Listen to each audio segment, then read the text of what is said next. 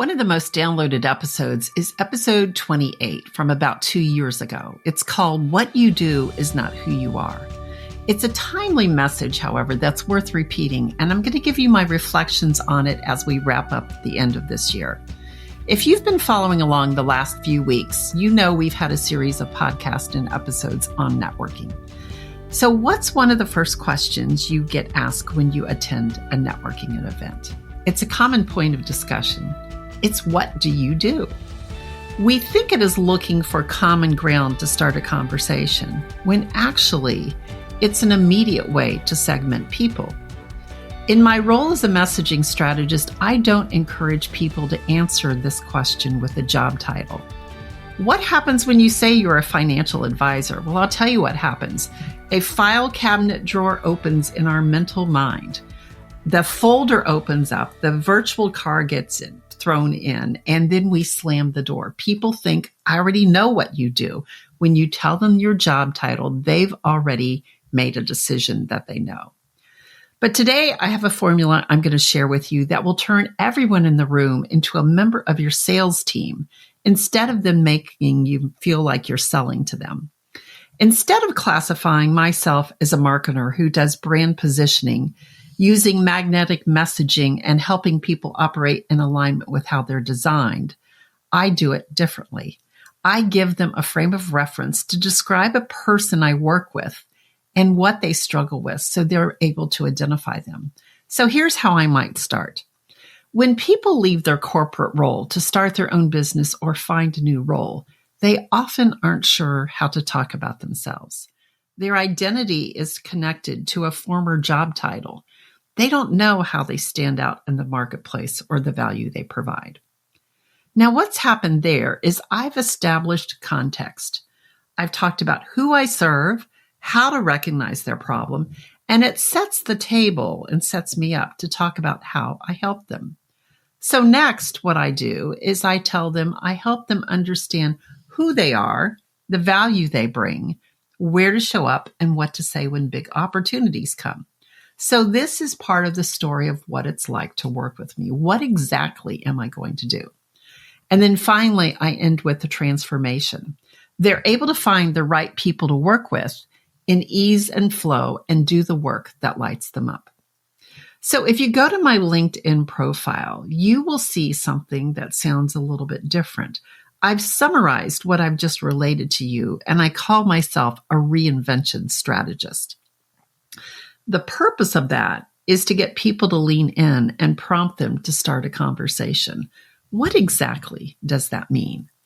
And that is the whole part of an elevator pitch or a one-liner or whatever the first thing that you say. When people ask you what you do, don't shut down the conversation by giving them a job title. So that's the part on networking. But now I want to really get down to the core reason why I wanted to talk with you today, to get to the underlying impact underneath that question. When we hear the question of what do you do? When someone asks, what do you do? We know that we are being put into a box, that file drawer I talked about. It ties our worth in with our job title, our performance. And we have glamorized being so busy. The more busy we are, the more valuable we must be, right? So if I'm busy, I must be really important. It's why we hear so much about productivity apps and planners and accountability groups of following through on what you will say you will do.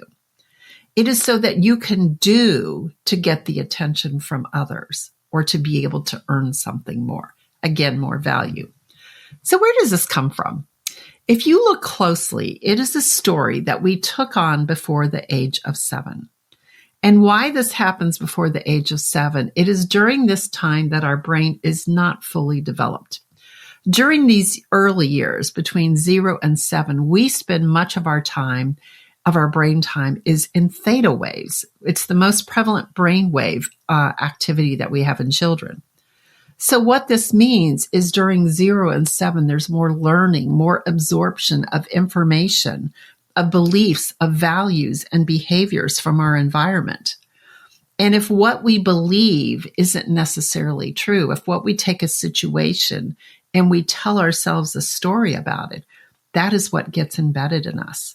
From 0 to 7 is why you see so many children that engage in fantasy play.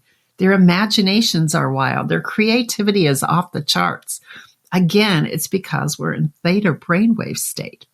And it is when that theta wave allows us to open the subconscious, where all of those stories are buried underneath, that after we get a little bit older, we don't have access to. And if you think about it, those are the stories that we carry our whole lives. And then we wonder why we're so unhappy when we live these stories we tell ourselves that aren't necessarily true.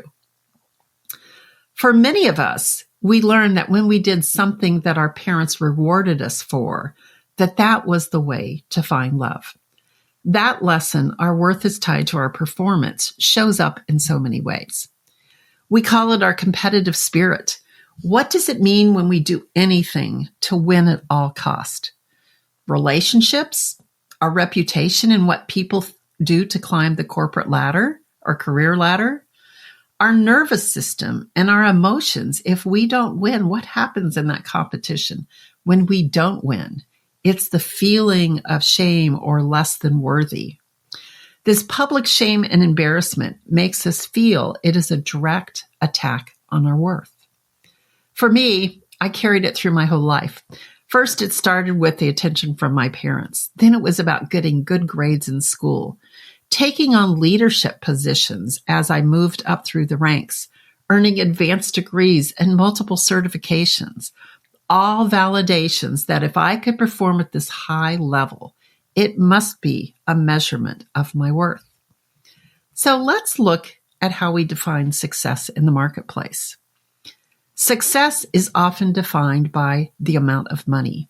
Whether you have a 6, 7, or 8-figure business, whether it's true or it's not, that's how we often define success. Yet when people achieve those things, when they have one private plane, what do they want? They want a second. Are they really happy? Do things really make us happy? Or instead, is it the hit of dopamine we get when we first acquire that? The feeling of having something, the security, again, more about our worth. I want to make an observation about something else I'm seeing in the marketplace. I'm part of a networking group of C-suite executives in Atlanta.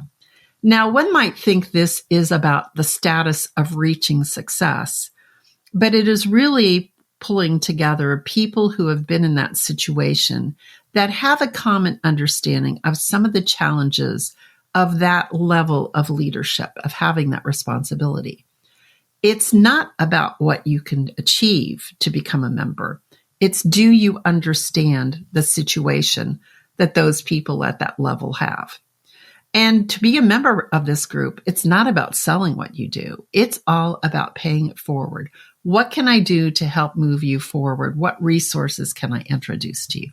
And that's one of the benefits of being in the group. How can we contribute to make someone's life better? But in this group of C-suite executives, the reason why I'm bringing this up is there are quite a few people who are in the midst of job transition. Now, there are more and more white-collar jobs that are being lost and people trying to move to a next level. But when there's so limited availability and 8 or 9 different factors that hold us back from acquiring those, you can imagine it's a really hard time to navigate this transition time because so much of our value is tied into what we do. It's our job title. It's our ability to earn money.